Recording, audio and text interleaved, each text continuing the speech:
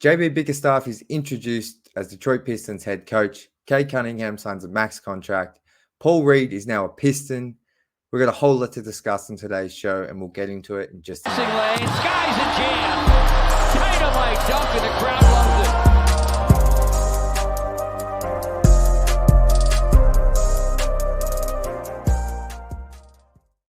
Welcome back to Pistons Intellect. I'm your host, Jack Kelly. You can follow me on Twitter at Jack Kelly, Jack_Kelly_313. You can also follow us over on Instagram at Pistons_Intellect. And if you're feeling so kind, please hit that subscribe button. Now, we've got a huge show today, plenty to discuss. As you can see, we've got 4 talking points. A lot's happened in the past few days. A lot's happened in the past 2 weeks, really, 2 to 3 weeks.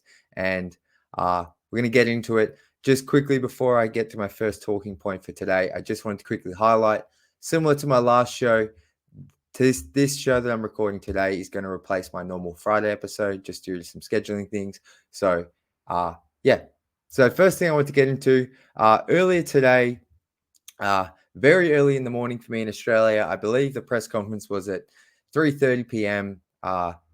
In the US.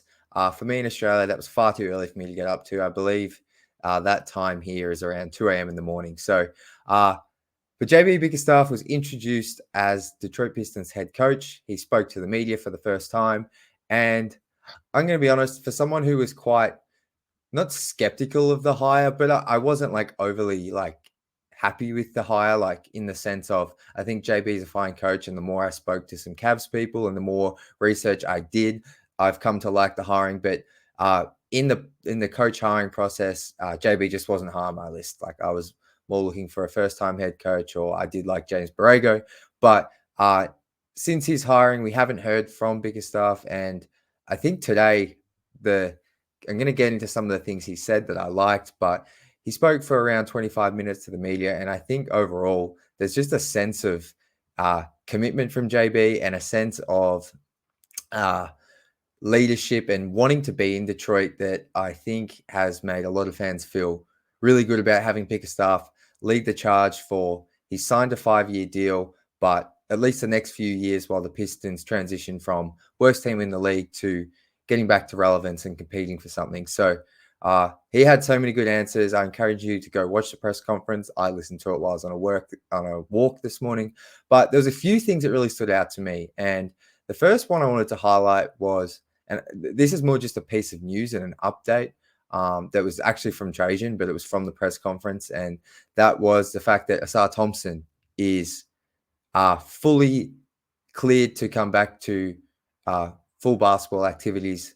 He worked out today, Trajan said. So that's a huge sigh of relief, because I think some of us kind of had forgotten the severity of Asar's health issue with his heart, a blood clot, I believe it was, something like that. It was very serious. He kind of just disappeared. He played 10 games post All-Star break, and then we never saw Asar again. And it was kind of scary because it was one of those things where there was no injury that happened on the court. You didn't see him roll an ankle. And then it came out a couple of weeks after that, it was some form of blood clot, and anything like that to do with your heart, blood, anything like that is super scary, because like we've seen with Bronny James, who went through a cardiac arrest type thing when he was in his first year of college. Those things are just scary because they can happen at any moment.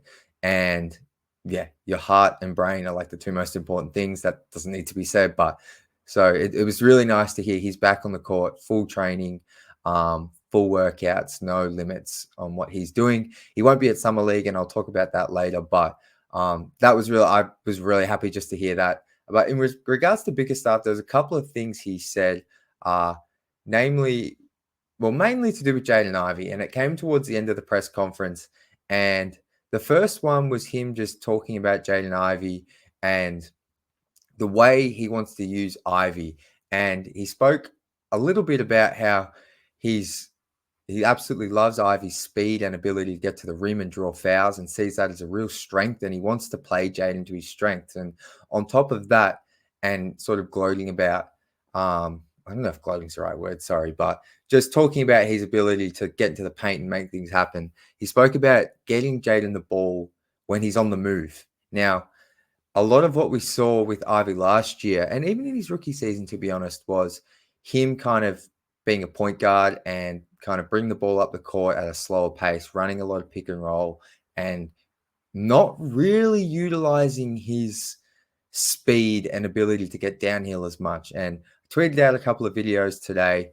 So go check out my Twitter if you want to kind of see what I'm talking about. But there was instances last season where Monty Williams set up Ivy to kind of get the ball on the move, coming off like sort of receiving the ball in handoffs or getting a screen in the corner and getting the ball at the top of the arc and kind of attacking downhill. We did see that a little bit. We didn't see it anywhere near enough. And Jaden Ivey was not a priority at all for Monty Williams.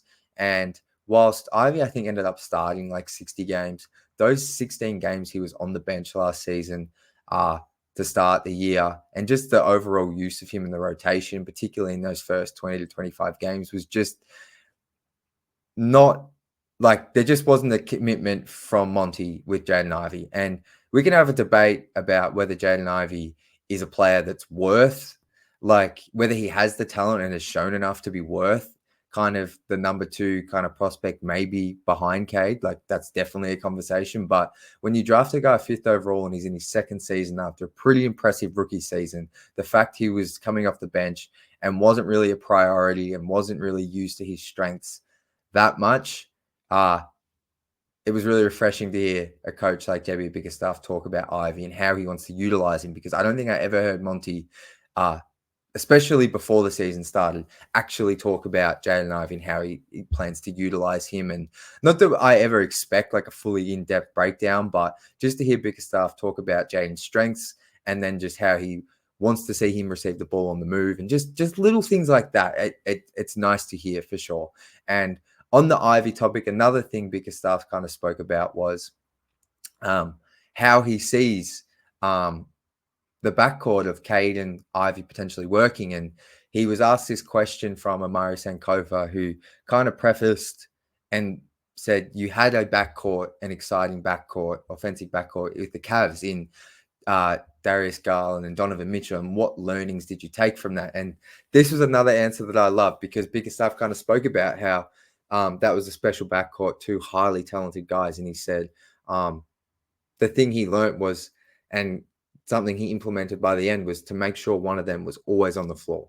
And, you know, that's a real strength. And I'm not saying Ivy starts day one, but to hear Bickerstaff talk about the importance of keeping your 2 best players on the court. And like I said, I'm not saying Ivy's the Pistons' 2nd best player, because he's not. But I'm just saying it's to hear him talk about the importance of keeping your best offensive players, or one of your 2 best guards on the floor at all time. I think after what we experienced with Monty Williams and his lack of ability to put decent rotations out there, and his desire to consistently play all bench lineups with a roster that was horrific, it was nice to hear a coach kind of talk about the importance of rotations and keeping your best players, or as many as your best players, on the floor at all times, knowing that, of course, every player needs to check out and get their required rest, but ensuring that Cade's on the floor. Or the way I understood it was keeping Cade on the floor, or if Cade's off, keeping Ivy on the floor, or if you need to take your 2 backcourt players out, keeping on Tobias Harris, who's probably going to be your 2nd best scorer this season. That's the way I interpret it. And it was good to kind of hear the emphasis on rotations, particularly with Cade and Jaden, because last season there was far too many times, not only did those 2 not play enough together, but they were both on the bench together when you probably should have had at least one of them on the court at all times. Even if Ivy isn't, you know, of the level as Cade, that's obvious. But I think for his development and the team's ability to assess the type of player Jaden is, he needs to be not just out there with all bench lineups. He needs to have a chance with some starters and really get a feel for some stability in the rotation. So, like I said, I don't think Ivy, this isn't me saying Ivy's the 2nd best player on the team. I just thought it was interesting to hear him talk about the importance of making sure Donovan Mitchell or Garland were always on the floor. And maybe that's something we see with Cade and Jaden Ivey going forward this season. The other things that I kind of took away from it was JB kind of talking about the defensive versatility of each of Duren and Isaiah Stewart, and how he said it, he saw them, switch out in the perimeter. He mentioned both Duren and Stu with that phrase, which I thought was interesting, but he might have, it's a press conference. I assume he was mainly talking about the versatility of Stu, because I haven't seen Duren switch a whole lot, but I do take away from that he does see some defensive room to improve for Duren and some plenty of potential there. Like, I think we all see the potential in JD on defense. It's more we just want to actually see a level of commitment from him on that end every night. So he kind of spoke about all the young guys, spoke about Ron Holland and Asar's perimeter defense and the versatility that gives them. He spoke about spacing and the importance of that around Cade, and how he plans to continue to develop a really good relationship with Cade. And it's kind of what Trajan said in his press conference about making Cade's life easier with lineups and spacing. So that was nice to hear. And like I said, he spoke about all the young guys, which apart from Bobby Klintman and Marcus Sasser, all the first round picks, he spoke about them, lottery picks, spoke about them, and Isaiah Stewart. So there's been some reports around Stu and Duren, nothing really overly credible, but the fact he's mentioning them and what they bring defensively, as well as the other young players and Ivy, how he spoke about them, does make me slightly lean towards more now the Pistons might be kind of done. Maybe there isn't a trade. There was some stuff going around a potential trade for Brandon Ingram. I don't think that's going to happen based off the way JB spoke in this press conference, and the way Trajan even spoke in this press conference at times. So the Pistons, which I'm going to get to, they did make a couple more signings this week. So they still do have a fair bit of cap space. I haven't seen an updated projection post Paul Reed signing, but I believe they still do have cap space to make some moves. But following the Paul Reed signing, they have hit the salary floor for the season. So they could go into the season with this roster and no major moves. So, but just with the bigger stuff thing, I'll be honest, very impressive presser. As always, the way I'm taking all these press conferences this offseason is, to continue to be cautiously optimistic. But what we're hearing from the Pistons leadership, whether it's the coach, whether it's Trajan and his team, it's all kind of been really positive. There hasn't been, some people might be upset with the Tim Hardaway Jr. trade. That's okay. But there hasn't really been any horrible contracts handed out or that kind of thing. There's no Marvin Bagley signings or, trading and cutting like Dwayne Dedman type stuff. So everything's making sense. No huge moves, but a lot of really nice moves around the margins so far, and a lot of safe bets, which I've been really impressed with. And JB's press conference just kind of added to that. So feeling good about him as head coach, excited to see what he has in store for us. He said his one message to the fans was, you're going to love the type of basketball we're playing and get ready for Detroit basketball come Feb, March, which I didn't interpret as playoff basketball or anything. I just interpreted that as kind of competitive night in, night out, in games, defensive mindset, like just Detroit style basketball, which I think is what this team needs to get back to. So great press conference. Let me know your thoughts. Have I missed anything? Any major takeaways? I probably have, but really good presser. Go watch it for sure. So the next thing I want to talk about is Cade Cunningham officially signing the max contract. Now, this happened around 2 days ago. He signed a 5-year, $224 million deal, which was the maximum he could sign, and with his set incentives in there that could make the deal worth $269 million. Like I said, we spoke about this probably a week or two ago when The Athletic reported that Cade was close to signing it, but it is all now confirmed. Cade Cunningham will be a Detroit Piston for at least the next few years, and I would like to think for the next 6 years, because he still has a year left on his rookie deal before this kicks in. So I would like to think Cade's going to be the next 6 years, but he's definitely going to be in Detroit for the next 3 years, I would say. So, and And with the way things are going, I truly do think he'll be here for the majority of that extension. So really good news. I think Cade's absolutely worth it. I spoke about that like 2 weeks ago. Nice to have this kind of just fully confirmed official. And there's no need to worry about this anymore.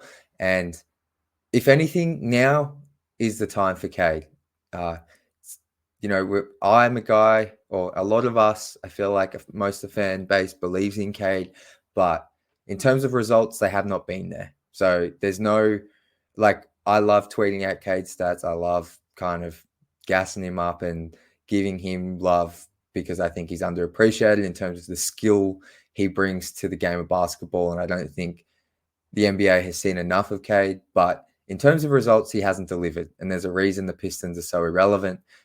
And, he was at the forefront, him and Monty Williams, more so Monty and Trey Weaver, but Cade's the guy on this team, and he was at the forefront of that 28-game losing streak. Pretty sure he was in all those games. So, it's time to deliver some wins. This season, he's still on his rookie contract, but now with this max contract official, if this team doesn't start getting closer to 30 wins or more this season, the heat will really be on him. And I'm sure there's going to be moments this season where the Pistons lose 5 in a row. But what cannot happen is these long losing streaks where the life is sucked out of the building, the life is sucked out of the team. Like, that was my one thing with Cade last season. As much as I was impressed with how much he improved, that 28-game losing streak leaves a mark, because if he is truly a number one guy, or even just like a number two guy who's a consistent all-star, which I think most of us think he is, like that 28-game losing streak, you would like to think he could have pulled out a game to drag them across the line, no matter how bad the roster is. And he did have 2 40-point games. He did almost deliver, especially in that 40-point game against the Nets. But ultimately, he was at the forefront of this team losing 28 games. I know the roster sucked, but we just cannot have anything close to double-digit losing streaks anymore, especially with the roster he has this season. Even if they deal with some injuries, I think there's enough depth there to where we should not be even in the conversation of losing 9-10 games. Like, I'm patient and I believe in Cade, but yeah, this season should be about slight progression, more getting close to 30 wins. Cade should be knocking on the door of All-Star berth, his first All-Star game, and we should have none of the vibes we had last season. It should be positive for the most part. Obviously, there's always ups and downs, but yeah, the pressure's on him to deliver now, and I think he's ready for it. I think the roster makes so much more sense, and it will allow him to play to his strengths and actually deliver wins. But if the wins don't come, yeah, all the pressure will be on him, and quite frankly, it should be, because the roster is at a much better level, and he's going to be getting paid like a all-star. So has to deliver like an all-star would, even if he is still quite young. So that's my spiel on Cade. Let me know your thoughts. Another couple of quick things I want to hit before we get out of here. So as I kind of mentioned before, Paul Reed, or B-Ball Paul, is a Piston. The Pistons, as you can see here, claimed Reed off waivers, and I believe he was waived by obviously the 76ers. And the way this will work is he signed a 3-year, $24 million extension last offseason. He played one of those seasons, and now the Pistons pick up the final 2 years, $16 million. So in terms of cap space, like I said, I'm not fully sure how this works, but the Pistons were around 21 million before this. I believe this would take them down to like 12, 14 million, but I'm not sure if they use the room exception. I'm not sure if they're using that on Fontecchio.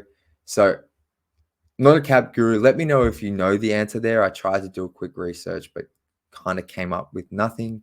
But in terms of Paul Reed, the player, I think in terms of talent and production, he's clearly the third big behind Durant and Stewart. But he's almost too talented to be your third big. And the thing I do like, and I think this signing made Pistons fans and even me think, like, does this mean Durant's being moved? Does this mean Isaiah Stewart's being moved? I think if someone was to be moved because of this signing, it would be Stewart, because Duran, like Paul Reed's only 6'9". He's kind of a tweener. Like he will play the center, but he's not huge. So I think if the Pistons were going to move a big, they wouldn't be moving Duran. They'd be moving the similar size Stewart, even though I think they're different players. But Paul Reed last season had a career year. He averaged 7.6 rebounds, 1 block in only 19 minutes.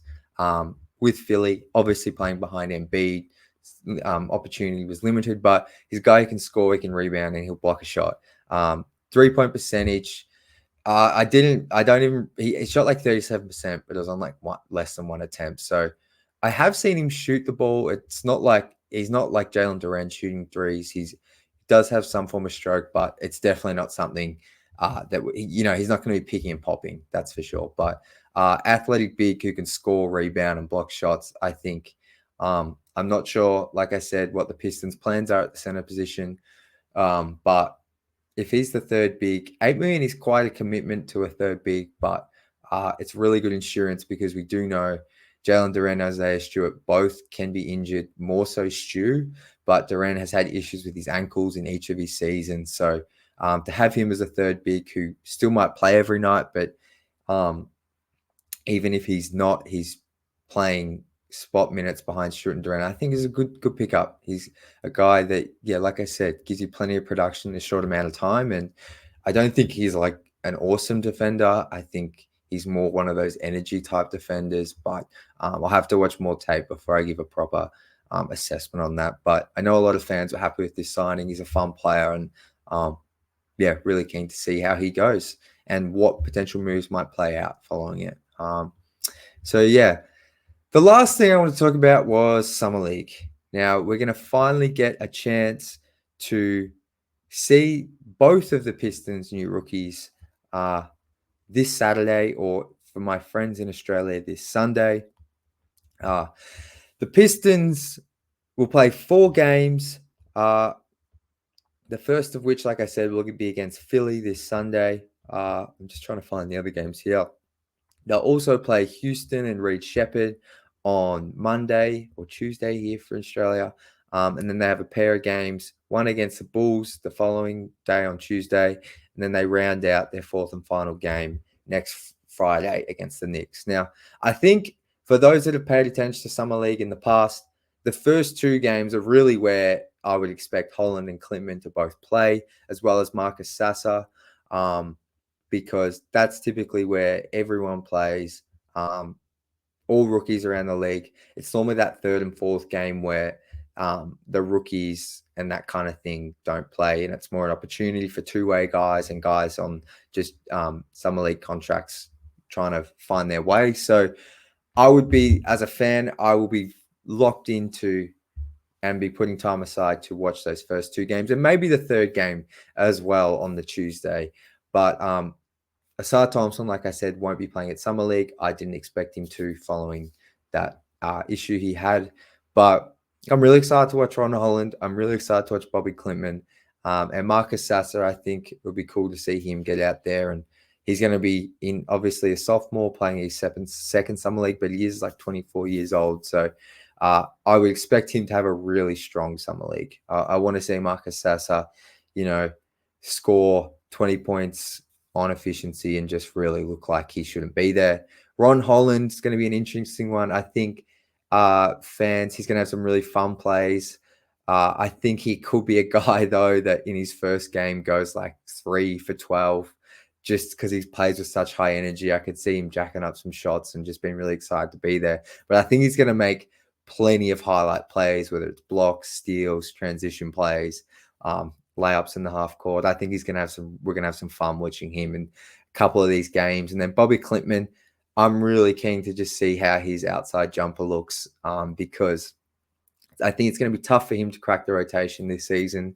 I would be shocked if he's playing minutes at all for the first half of the season. And depending on how the Pistons go, maybe he doesn't really get much of a look in. But I really want to see. I believe in Bobby. I love that pick. I've spoken about him. I've watched him play his whole NBL season here in Australia, and I think is an awesome pick because I think he's more of like a 4 a bigger wing, but he had some really nice transition moments here in the NBL.